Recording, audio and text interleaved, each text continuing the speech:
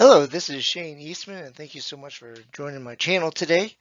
So anyway, this is a specification only review of the two models of the 2021 Polaris Scrambler XP 1000S versus the Can-Am Renegade 1000 XXC.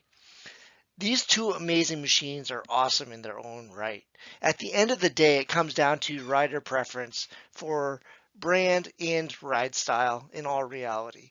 All these flagship machines are really very similar, are also just as different. I am writing this article as someone that could afford a side-by-side easily enough, but I missed and enjoy the ride of a four-wheeler. That being said, I am not any different than the typical buyer of this particular model, and I'm trying to decide the way to go this spring. So I'm going to do and say this as much as I'm biased as possible here. So first, let's talk about engine between the Scrambler and the Renegade. Horsepower, as good as place to start as any.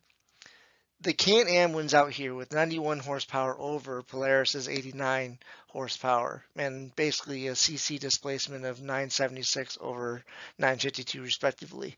Um, Not real close, but not real far apart either. But their weight in comparison is like weighing two different gorillas here. Let's be real. The Renegade is 171 pounds lighter than the Scrambler, and that is not a small amount when it comes to motorsports, as you know.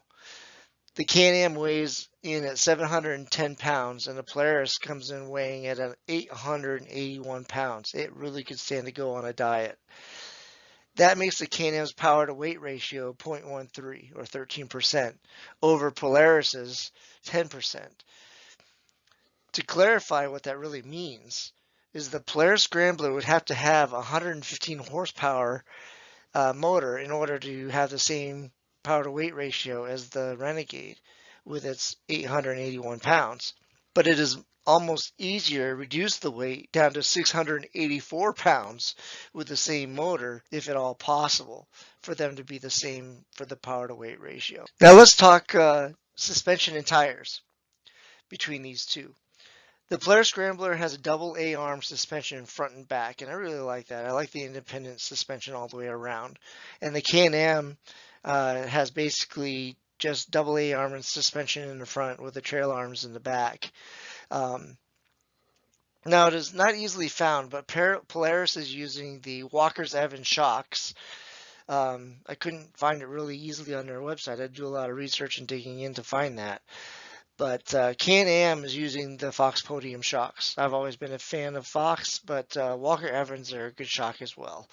The average rider is not going to notice the difference between these two shocks at all. The ride, it will be a little bit different just because really the configuration of the suspension more than the shocks themselves. But at the end of the day, they are both great. Now, you can't talk about suspension without talking about ground clearance and taking it into consideration. Polaris Scramblers is sporting a full 14 and a half inches of ground clearance, and that is huge. That is, almost so big. It gives you room for suspension travel and just clearing stumps, and just gives you that little extra security as you're going over stuff and such, where you would be bottoming out with a Can-Am. Now, part of that comes as with the industry-leading wide stance of 55 inches with the Polaris.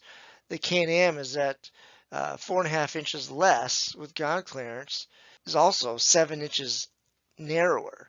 Narrow is good because you can obviously get more places and ride more trails, but you lose that forgiving stability of the wider stance. Again, it just all comes down to preference for you. What about the suspension travel, you ask? Well, Polaris's front suspension is 12.5 inches, and Can-Am's is 9.2 travels in the front. Of course, it's more in the rears, but really it's the front travel that you want to compare here. Interestingly enough, though, although the Polaris has 4.5 inches more ground clearance, it only has a little over 3 inches of suspension travel. It really is neither here nor there. Just thought it was just I'd point that out as an observation. Part of the ground clearance comes from tire sizes. Polaris wins out here for a couple of reasons. I personally like having the same size tire all around the unit.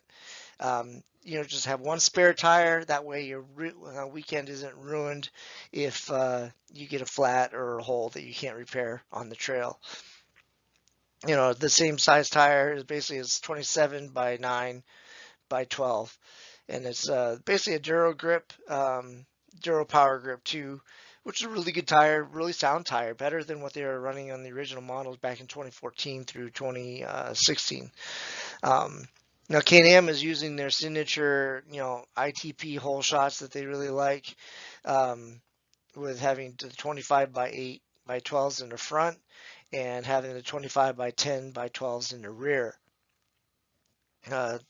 It's been a good tire for them, and that's why they keep using them. So anyway, in summary, really, I cannot call a winner here. I still haven't decided on which way I want to go. You are going to have to do that depending on what is important to you.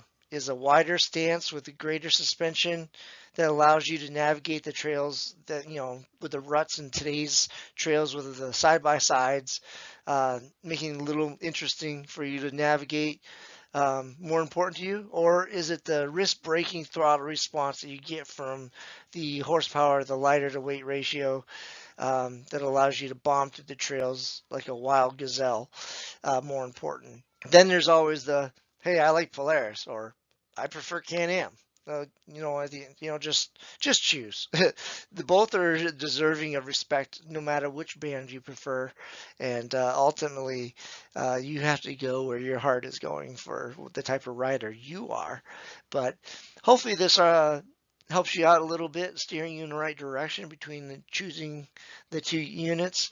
Who knows? We'll see what happens. You'll know later on what I end up going with.